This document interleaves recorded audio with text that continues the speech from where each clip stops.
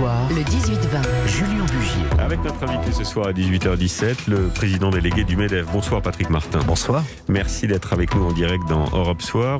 D'abord, êtes-vous soulagé tout simplement? J'ai envie de vous poser la question de cette non-annonce de reconfinement de la part du gouvernement, décidée d'ailleurs visiblement par le président Macron, un peu seul contre tous.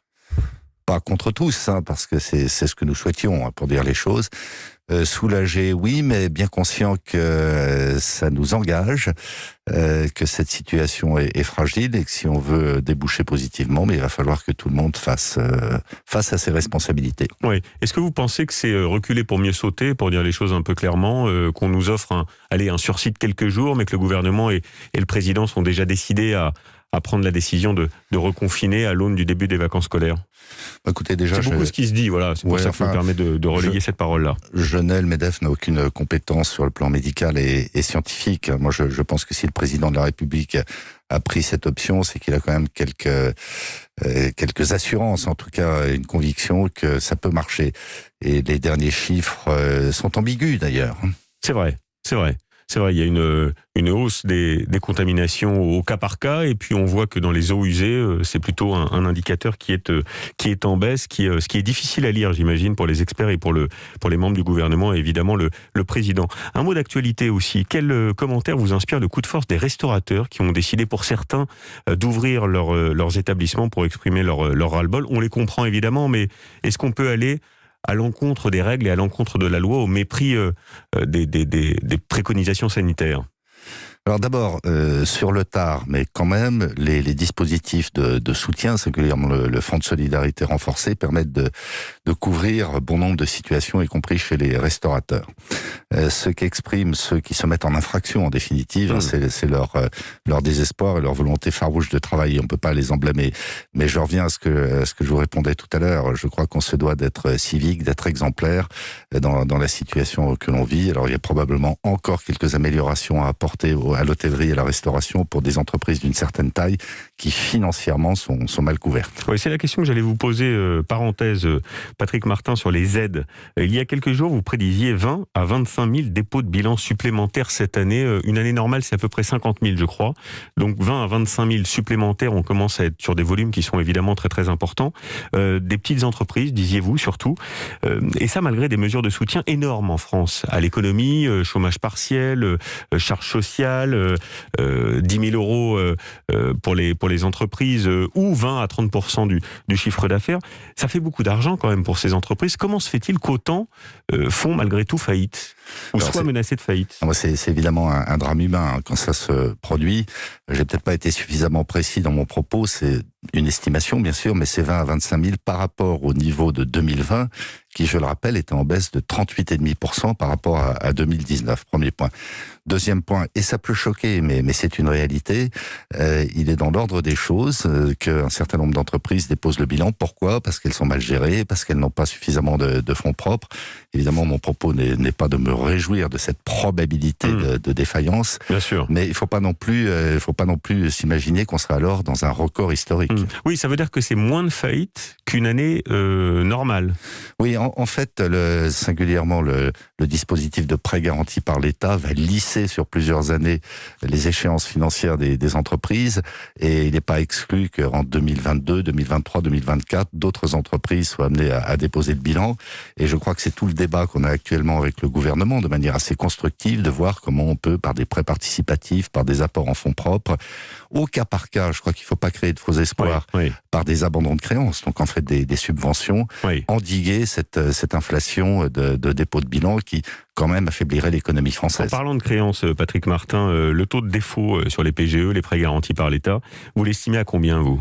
Écoutez, vous connaissez les chiffres comme moi, ceux de la Banque de France, ceux de la Fédération bancaire française, ceux de BPI, ça oscille entre 5 et 10%. Mais ça veut dire que le gouvernement va devoir prendre ses pertes, pour parler clairement, ou ça veut dire que si les entreprises peuvent pas rembourser, tant pis pour elles feront faillite? Alors, ça renvoie à ce que je viens de vous dire. Je pense qu'au cas par cas, il faudra étudier des abandons de créances. Ça coûterait finalement moins cher à l'État d'étaler peut-être au-delà de ce qui existe actuellement, c'est-à-dire 6 ans les PGE, d'apporter des fonds propres, que de prendre sa paume, si vous me permettez, avec une garantie à 90% sur les PGE.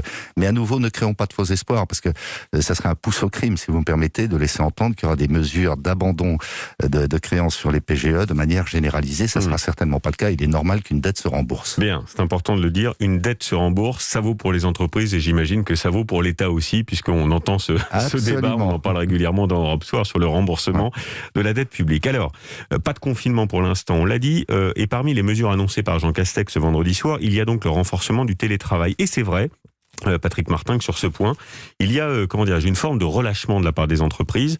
Une grande étude du ministère du Travail nous apprend par exemple que 2 salariés sur 3 sont désormais 100% en présentiel. Pourquoi les entreprises ne jouent pas le jeu ? Alors c'est plus compliqué que ça, si vous me permettez. Qu'est-ce qu'on entend par les entreprises ? Est-ce que vous voulez parler des employeurs ? Non. En réalité, il y a une forme de convergence entre les salariés eux-mêmes et un certain nombre d'employeurs qui vivent très mal le télétravail. Côté employeur, parce qu'ils considèrent à tort ou à raison que ça pénalise leur exploitation. Côté salarié, parce qu'ils ne supportent plus, pour un nombre d'entre eux, d'être isolés chez eux, parfois en famille. Mais alors comment on répond à une injonction comme celle-ci quand vous me dites c'est compliqué à mettre en place parce que les salariés rentrent dans une grande déprime, il n'y a plus d'émulation, donc on n'arrive plus à créer, à impulser cette dynamique d'entreprise. D'ailleurs, sur ce point, Patrick Martin, les syndicats sont de votre côté, sont d'accord avec vous. Donc il y a une forme d'unanimité. Mais comment on fait ? Alors, il y a une réunion à l'instant même entre les partenaires sociaux. Pour le MEDEF, c'est Geoffroy Roux de Bézieux qui évidemment l'anime. Je crois que c'est un appel au sens des responsabilités. Il faut pas durcir le protocole qui existe actuellement et qui n'autorise qu'un jour de présentiel en entreprise.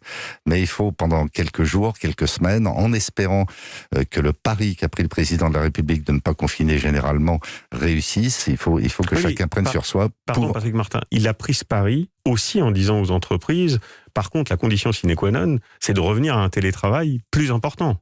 Absolument. Absolument. Donc ça veut dire qu'il va falloir que les entreprises se fassent un peu violence, si je peux me parler ainsi. On en est bien conscient, mais on est encore plus conscient du fait que la solution qui a été adoptée, je l'espère durablement, de ce confinement light, même s'il est très pénalisant pour 25 000 commerces, il faut quand même le rappeler, est un moindre mal.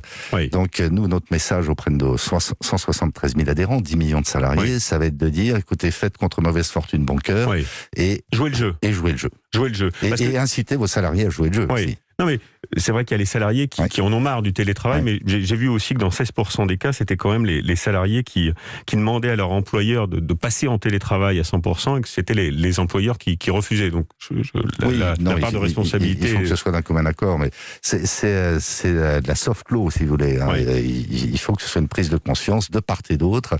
J'insiste là-dessus, ce que l'on vit actuellement n'est certainement pas le pire sur le plan économique, social, mais également médical, par rapport à un confinement façon printemps dernier. Mais c'est vrai qu'on l'avait un peu ressenti, parce que quand on regarde les embouteillages dans les grandes villes, on se dit bien qu'il y a un truc qui va pas, que les gens vont au travail plus que de raison, en tout cas plus que c'était le cas même en novembre, en octobre dernier, et qui plus est évidemment quand on était totalement confiné au printemps dernier. La fermeture des centres commerciaux, Patrick Martin, depuis ce matin, est-ce que c'est judicieux ?